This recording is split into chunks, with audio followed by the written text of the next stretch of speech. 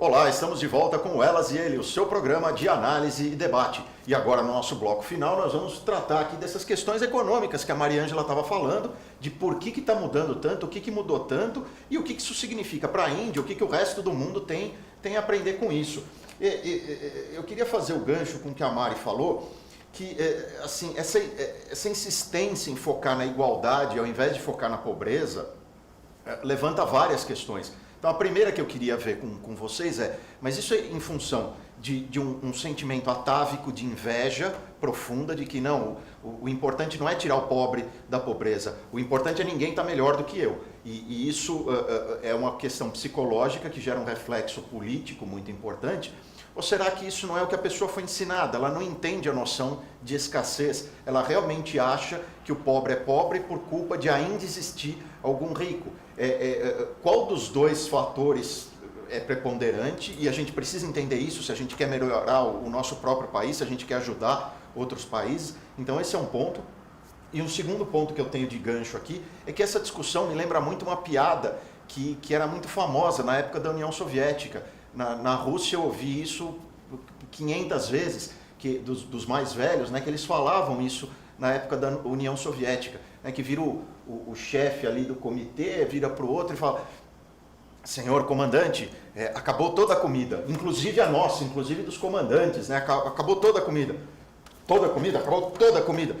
Toda a comida, estamos em fome absoluta. Escorre uma lágrima dele e diz: acabou a desigualdade. Completamente acabada a desigualdade por todo sempre. Essa era uma piada comum na União Soviética, né, de que é uma crítica ao socialismo. Os líderes ficam sempre no luxo. Não é isso que gera um problema no socialismo. Os líderes ficam no luxo, mas não é esse o problema. Mas eu queria a análise de vocês, tanto disso, dessa questão de igualdade e pobreza, e o que leva a isso. Se é a incompreensão do que é escassez, se é uma doutrinação no sentido de que o problema é a desigualdade, não a pobreza, ou se é inveja mesmo, e isso se manifesta, né, numa visão política de uma coisa que na verdade é psicológica. Quer começar? Quero. Primeiro, acho que a gente teve um discurso populista e um discurso nefasto ao incentivo à educação do presidente Lula. No sentido de, olha, eu cheguei aqui sem ter feito nenhuma faculdade e isso é muito legal. Não é legal. Não é legal você não estudar e ter tido a oportunidade de estudar, como ele teve. Você não pode, como líder político, chefe de Estado, chefe de governo, dizer que é lindo não estudar. Então, as pessoas acham que realmente vão chegar no ápice das suas vidas economicamente, só louvando a Deus. Não vai chegar. Pode louvar à vontade, porque não vai chegar. Então, eu acho que tem um pouco disso, essa idolatração aos líderes musicais, desportivos, etc. e tal, que tem efetivamente um dom divino, porque o cara nasceu realmente fadado a jogar um futebol maravilhoso. Mas o quanto esse cara treinou também, além disso? Isso ninguém conta. Então, vamos ter uma honestidade intelectual. E aí, acho que um pouco do link da reportagem. O quanto nós estamos sendo honestos intelectualmente nessas discussões. O quanto esses jornalistas estão efetivamente consultando outras fontes, opostas a estas que eles estão consultando, para colocar realmente os dados. O quanto o código de ética do jornalismo está sendo obedecido. Acho que é um pouco por aí, eu acho.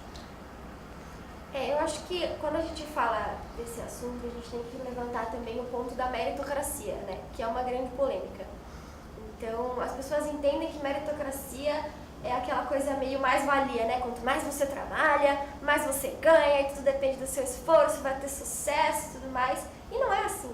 A gente já sabe, já é uma informação disponível para todo mundo, que meritocracia não é sobre o quanto de esforço você coloca em alguma coisa, mas sobre o valor que você gera, Isso é muito importante. Então, eu acho que existe uma visão ideológica e fomentada pela política dos últimos anos, e aquela coisa cultural que é sedimentada pela política, de justamente você ir contra isso, de você ir contra o mérito, de você ir contra o valor que é gerado, em nome de ideias de igualdade, ideias que no final das contas, eu acho que existe gente que apoia essa ideia justamente por poder, né, por um plano de poder, assim, não, isso é interessante para mim porque vai me beneficiar em detrimento de todos os outros, a minha família, aos meus amigos.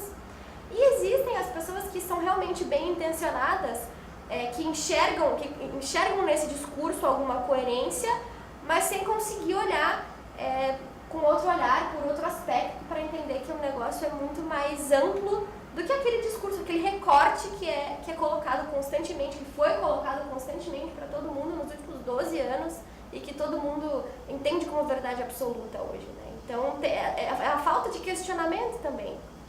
A imprensa ideológica não é novidade, não é só aqui.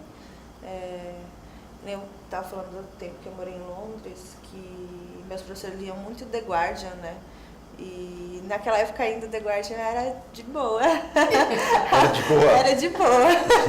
Eu acho que quando se aproxima de momentos de alta polarização, as matérias vão ficando cada vez mais tendenciosas e mais distorcidas, tanto para um lado quanto para o outro.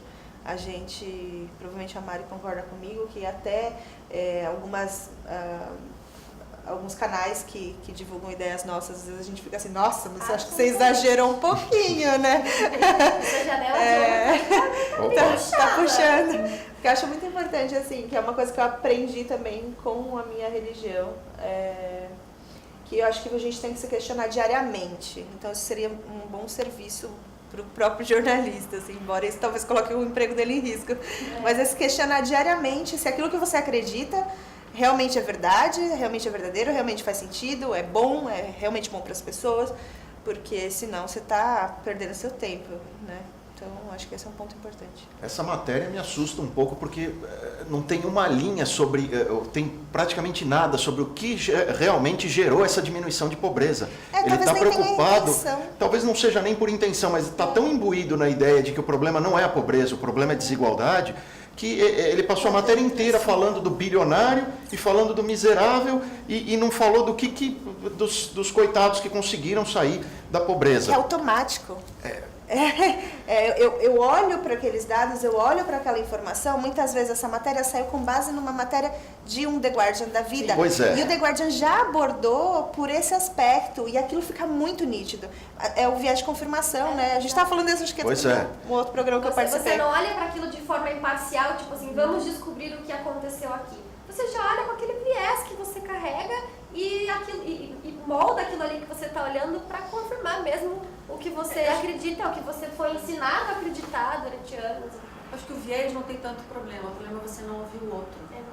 Né? É você não ser contraditado na sua verdade. Isso é nefasto para qualquer assunto, para qualquer nicho de mercado que você vai estar. Mas não é assustador que a matéria é liberdade econômica e reformas liberais melhoraram tanto a economia na Índia que 170 milhões de pessoas saíram da miséria. E isso é um fato, assim, ou pelo menos é o que eu consigo enxergar do fato, me corrijam se eu estiver errado. Aí dessa notícia, dessa matéria, ele fala, não, mas o que importa é que a desigualdade aumentou. O que importa é que o liberalismo aumenta a desigualdade. Aumenta a desigualdade. Então, tipo, danem-se que as pessoas estão saindo da pobreza. Tem comida na mesa. Não, isso eles que se virem. Aí, vamos então, por falar em ganchos e etc., eu queria a opinião de vocês no seguinte sentido. A Alemanha tem mais desigualdade do que o Congo. A Itália tem mais desigualdade do que o Nepal. A Suíça tem mais desigualdade do que a Namíbia. E isso não é opinião, isso são fatos. Você olha lá nos dados do Banco Econômico Mundial e aí você vê isso são fatos. Diante desses fatos, eu queria saber de vocês. Como é que alguém continua dizendo que o problema não é a pobreza, o problema é a desigualdade? Eu tenho dificuldade de entender isso. Primeiro que essa desigualdade muito se deve a que provavelmente os ricos lá estão numa situação muito boa, né? Mas nesses países não existe miséria mais, né? Então, mas não existe miséria, mas então, o problema não é aquela tese liberal de que o problema não é a desigualdade, nunca foi e nunca vai ser a desigualdade, o problema é a pobreza. Então, assim, me parece, me corrijam se eu estiver errado, que esses dados, isso são fatos, isso não é opinião, esses fatos de que a desigualdade é muito maior nesses países muito mais ricos do que nesses países mais pobres. E outro dado que também é fato, não é opinião. A desigualdade está cada vez menor na Venezuela, Porque na Venezuela a miséria está tornando todo mundo igualmente miserável, está chegando perto daquela piada, né, de que não, acabou a comida para todo mundo, então está todo mundo 100% miserável. Se está todo mundo 100% miserável, não tem desigualdade nenhuma. Eu queria a análise de vocês disso. De novo, falta honestidade na análise do dado, né? O dado está lá, é um fato. Realmente, na Suíça você tem muito mais desigualdade do que na Venezuela. Ok, mas o que isso te diz? Da onde veio essa verdade? Da onde veio esses fatos? Por que são países comparáveis? São países comparáveis ou não são? Não sei se você vai comparar nariz de porco com tomada. Pode comparar, os dois têm buraco. Legal, você vai comparar os dois? Um Você está transmite dizendo energia. que as coisas não se comparam? Não são comparáveis exclusivamente. Para serem comparáveis, qualquer elemento para ser comparável, ele tem que ter qualquer fundamento idêntico em algum momento, em alguma das suas qualidades, tem que ser comparável. Isso é comparável? É o que o repórter tem que se perguntar. Isso é comparável ou não é comparável? Isso é honestidade intelectual e eu acho que isso também faz parte do código de ética profissional do jornalista. Tá, mas agora eu estou te perguntando, você acha que não dá para comparar então Suíça com Venezuela, não dá para comparar Suíça com Congo? Porque a gente está pegando só o índice de desigualdade. Eu estou usando esse índice de desigualdade para dizer, esse índice não importa, o que importa é o número de pessoas na pobreza, que é o discurso padrão do liberalismo. Ele está preocupado com a pobreza e não com a desigualdade. Você está dizendo que isso não é comparável ou eu entendi errado? Você pode comparar, mas a conclusão que você vai chegar disso talvez não seja uma conclusão verdadeira, logicamente. Né? Se você pegar esses dois elementos para comparar, talvez a conclusão da junção dos dois não seja uma conclusão verdadeira. Porque você está usando, talvez, elementos lá atrás que não sejam logicamente leváveis àquela conclusão. Eu acho que são comparáveis? Pode comparar, é um número. Papel aceita desaforo. Você pode comparar o que você quiser. Mas isso vai levar a uma conclusão lógica?